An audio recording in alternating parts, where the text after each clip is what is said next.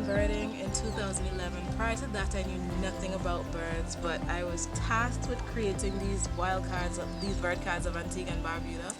And within 3 months, I learned so much about birds and appreciated them so much more.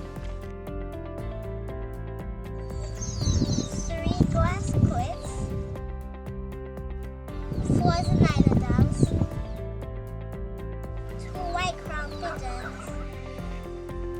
When Jordan was born, his first word was bird, and he attended his first BirdsCaribbean conference at the age of 7 months.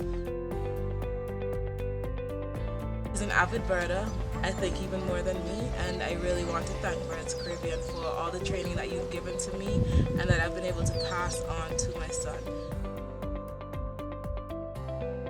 Yet, may you exist for many, many more years, training people within the region to love and appreciate and conserve our endemic